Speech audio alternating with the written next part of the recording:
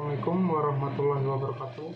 Perkenalkan, nama saya Ryan Ramadan dari Prodi Perbankan Syariah kelas 3B dengan NIM 2214110057. Di sini saya akan mengerjakan tugas UAS dari mata kuliah Sejarah Pemikiran Ekonomi Islam dengan dosen pengampu Ibu Islah.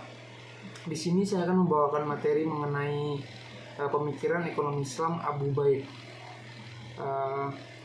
Al-Qasim bin Salam bin Miskin bin Zaid Al-Harawi Al-Azadi Al-Baghdadi, atau yang lebih dikenal sebagai Abu Baid, lahir pada 154 Hijriah di kota Harrah, Khurasan sebelah barat laut Afghanistan. Pada usia 20 tahun, ia merantau untuk menuntut ilmu ke kota Kafah, Basrah, dan Baghdad yang menjadi pusat ilmu pengetahuan pada masa itu. Kemudian sekembalinya dari perantauan, yaitu tahun 192 Hijriah, ia diangkat menjadi kadi hakim di Tarsus hingga tahun 210 Hijriah pada saat pemerintah Harun al-Rasyid. Abu Baid merupakan seorang ahli hadis dan ahli fikih terkemuka di masa hidupnya. Fokus perhatian Abu Baid lebih tertuju pada permasalahan yang berkaitan dengan standar etika politik suatu pemerintah daripada teknik efisiensi pengelolaannya.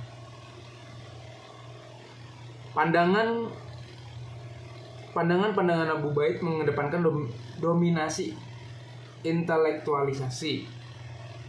intelektualisasi Islam yang berakar dari pendekatannya yang bersifat holistik dan teologis terhadap kehidupan manusia di dunia dan akhirat, baik yang bersifat individual maupun sosial. Karya-karya yang terkenal dan salah satu yang termasyhur adalah Kitab Al-Amwal, yakni kitab yang berisi pandangan Abu Baid mengenai keuangan publik. Kitab Al-Mawal ini terdiri dari beberapa bab. Bab pertama adalah tentang Baitul Mal dan diwan-diwannya. Abu Baid membahas tentang Baitul Mal karena pada saat itu lembaga negara yang berhak untuk mengatur keuangan negara hanya Baitul Mal. Oleh karena itu, ia merasa perlu untuk membahasnya dalam kitab Al-Amwal ini. Ia membagi Baitul Mal menjadi 2 departemen, yaitu Departemen Pembelanjaan Wadirat dan Pembelanjaan Nafakat. Ia mengklasifikasikan sumber pendapatan negara ada 3, yaitu zakat atau sodakoh, fai, dan kumus. Sementara untuk pengeluaran negara disatukan dengan sejenisnya pembelanjaannya dan sesuai dengan ketentuan khalifah. Untuk perlakuan terhadap harta zakat, Abu Baid adalah orang yang sangat menentang bahwa pembagian zakat harus merata ke 8 asnaf dan tidak boleh disalurkan kepada selain 8 asnaf, baik untuk kepentingan negara, umat maupun umat. Untuk zakat binatang, ternak, komoditi tidak ada yang boleh mengelola selain pemerintah. Jadi jika seorang sudah mengeluarkan zakat komoditi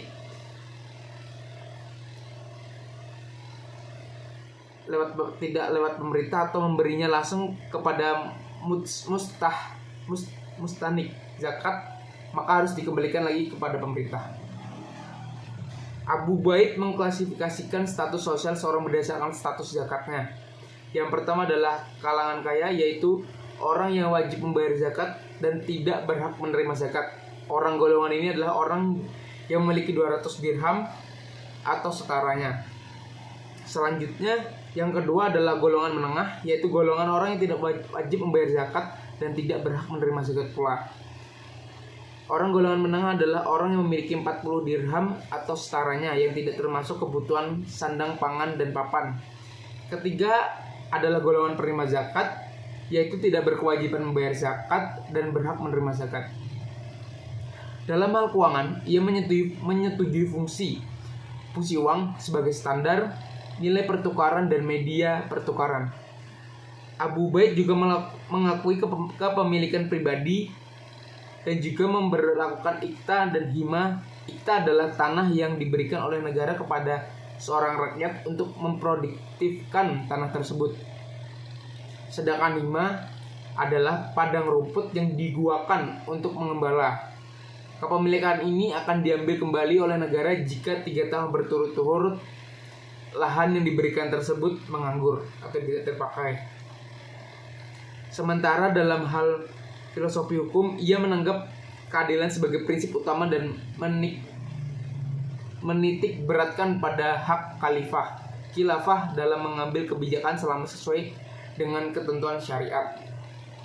Menurutnya, perbendarahan negara yang digunakan untuk kepentingan publik, dan ia juga menghentikan diskriminasi, penindasan dalam perpajakan, serta menghentikan upaya penghindaran pajak. Dalam pembagian harta Fai, Abu Baid menyoroti tentang dikotomi kaum Baduy dan urban. Karena ia mengedepankan keadilan, maka menurutnya kaum Baduy yang tidak terlalu banyak memberikan kontribusi kepada negara mendapatkan harta Fai yang lebih sedikit daripada kaum urban. Ia berpendapat bahwa kewajiban yang rakyat berikan kepada negara menentukan sebesar apa hak yang akan diterimanya dalam negara. Dalam hal ini, karena kaum urban memiliki kewajiban yang memberi kontribusi yang lebih besar kepada negara, maka kaum urban berhak mendapatkan pembagian harta Fai yang lebih banyak daripada kaum urban. Berikut penjelasan dari saya mengenai pemikiran ekonomi Abu Baid. Sekian dari saya, kurang lebihnya mohon maaf. Assalamualaikum warahmatullahi wabarakatuh.